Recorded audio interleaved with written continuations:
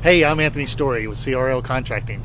Today we're at Good Word Brewing and Public House. We're in historic downtown Duluth. I was the project manager for this job and also the on-site superintendent. So we'll pop inside and take a look.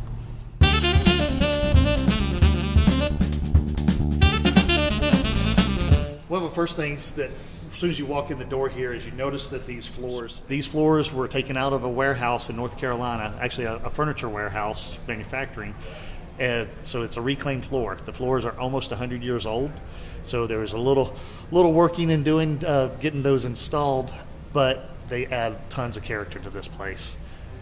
Up behind me, you can see some bookcases that we built into the wall. Part of their Good Word theme here is that they want people to come together as a community and talk and have a dialogue with one another. You'll notice there's no TVs in here. There's no entertainment systems. It's just simply you come in, you enjoy yourself, and you get to know the community that's around here. So throughout the location, you'll see bookshelves, old typewriters, old telephones, different ways of communicating and talking. Also up above us, you'll see the beer sign. We want a vintage look with changeable type letters so that they can change it out. It's always getting moved around. They're running different beer all the time, and all of it's brewed in-house, and we'll see that shortly. Okay, we're up at the front of the building. When you first walk in, if you turn to your left, you'll see the large brick wall behind us. Looks like it's something that was in place at the beginning, but it's actually something that we installed. There's several brick walls throughout the facility. They wanted to incorporate some of the outside community here with all the old brick on some of the old buildings and historic buildings and bring it inside. It really helps when you walk in and you see the penny tile entrance. That nice antique color with the plain brick, I think really brings a good combination. But we're in the heart of the dining room right now, the bar. This is one of my favorite portions that we did. They elected to go with true marble, so it's going to condition and weather over the time as it's used. But when you visit, come in and touch the bar. It's got a technique called leathering on it, so it has an orange peel effect to it. Up at the front, they've got 12 taps, and in the back they have 12 taps. And that was one of the first things that we had to tackle in this project, was getting conduit in to run these draft lines before all the other utilities. So the draft lines here actually come under the ground almost around 7 feet deep, so that we had plenty of clearance underneath the drain lines and other lines that we had to do. So we got those in first in at the very beginning, and now we got fresh beer straight from the bright tanks. One of the other great features of this bar is a nice high foot rail that goes all the way around it. Also coat hooks. There's a coat hook about every 3 feet, and then we also put outlets at every 4 feet that have USB adapters. The back bar is something that came in the late design with the bar, and we actually had 3 generations of my family working on this bar. My father's a master carpenter. He helped us out with that. And then my son on the job is interning with us. So at one point, the 3 of us were actually working on this one piece of the project. This is another one of the areas of the project that kept growing as we were getting close to the end.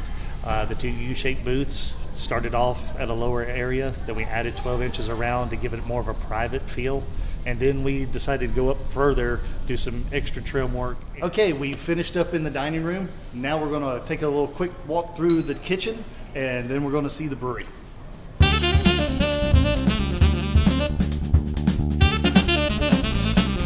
So they've got a 3-vessel system. It's a 10-barrel.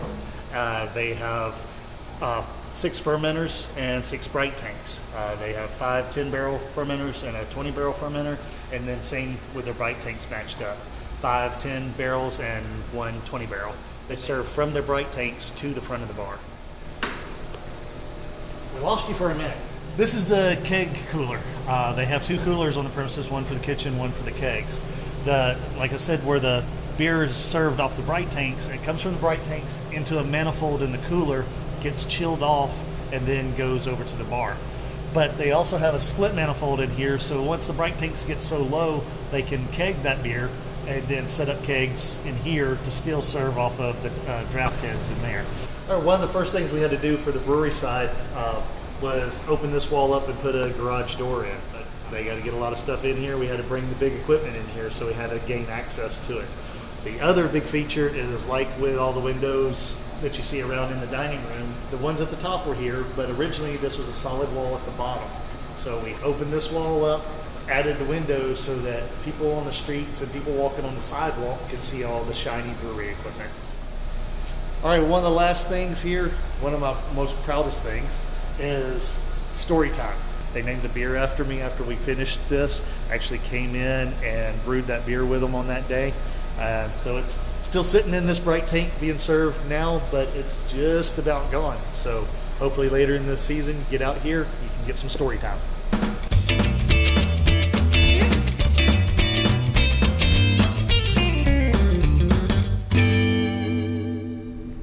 Hi, we're here with Ryan Skinner, one of the co-owners of Good Word Brewing.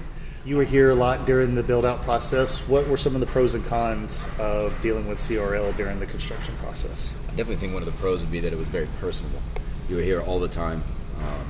Anytime we had a question, it was addressed immediately. That is huge. I guess in a process where there's so many unfamiliar things, there's so many things that aren't working properly or that are going a different way, or you have a question about how this should work, having you there and the rest of your team there was huge because you can get an answer immediately or something gets fixed immediately. And it's very comforting to know that. Going forward, would you recommend CRL to future people looking to open a brew pub, open a brewery, or other clients?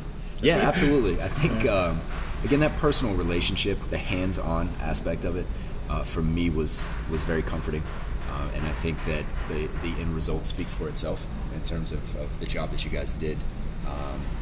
The high-end finishes, all the way down to the nuts and bolts, the nitty-gritty, was done perfectly from my perspective.